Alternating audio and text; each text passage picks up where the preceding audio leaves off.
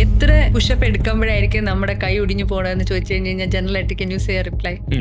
It depends on the physical stamina of that person, right?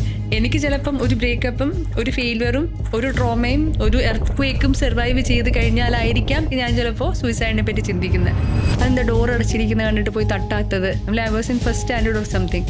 That one question that my teacher ask, class teacher ask, ശരിയാണ്, ചിലപ്പോൾ ഞാൻ അന്നേരം door തട്ടിയിരുന്നെങ്കിൽ this would not have happen. That I lived with the guilt for so many years.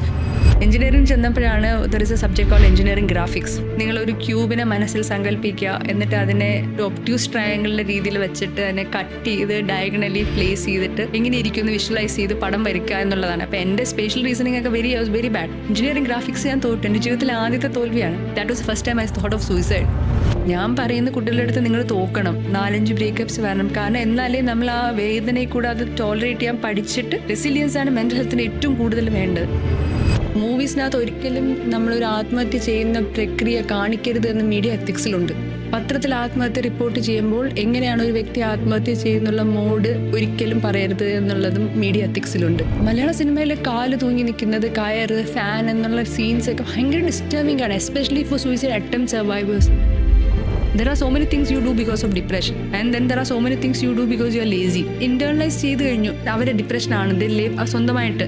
പണ്ടാണെങ്കിൽ നമ്മൾ ഈ ചുറ്റുമുള്ളതും സിനിമാക്കാരെ മാത്രമേ എടുക്കത്തുള്ളൂ. ഇപ്പം Instagram and all the filtering has made it impossible to have a very positive body image. As young സ്കൂൾസിൽ വരെ they have relationship, sexual relationship ഉണ്ട് എന്നുള്ളതാണ് നമ്മൾ സെഷൻസ് എടുക്കാൻ പോകുമ്പോഴെല്ലാം നമ്മൾ പഠിക്കുന്നത്. ആസ് പേരൻസ് എന്തൊക്കെ ചെയ്ത് കഴിഞ്ഞ് കഴിഞ്ഞാലും you can stop your children from doing what they want to do. എന്നോട് ചോദിക്കുകയാണെന്നുണ്ടെങ്കിൽ കുട്ടികളെ വളർത്താനായിട്ട് എൻട്രൻസിനെക്കാളും വലിയ എന്തെങ്കിലും ക്വാളിഫിക്കേഷൻ ടെസ്റ്റ് നടത്തിയിട്ട് ജനിപ്പിക്കുക പോലും ചെയ്യുള്ളൂ. ഞാൻ പറയും the person needs help and is afraid to call the parents means you are a bad parent. Exactly. 100 പേര് കാണാൻ വന്നിട്ടുണ്ടെങ്കിൽ അതിലൊരു 80 ആൾക്കാർക്ക് സെക്ഷൽ അബ്യൂസിന് ഹിസ്റ്ററി ഉണ്ടെന്നുള്ളത് വളരെ ട്രോമാറ്റിക് റെവലേഷൻ. അത് ഭയങ്കര ഒരു ഷോക്കിംഗ് ആയിട്ടുള്ളൊരു നോളജാണ്. റേപ്പ് എന്ന് പറയുന്നത് കൂടുതൽ വിക്ടിമിലാണ് നെഗറ്റീവ് കണ്ണോട്ടേഷൻ വരുന്നത്, ചെയ്യുന്ന ആളിലല്ല.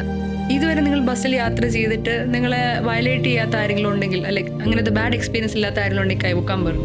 180 കുട്ടികളും they have undergone sexual abuse in A public transport in Trivandrum, Kerala. ഇതാണ് നമ്മുടെ സിസ്റ്റം.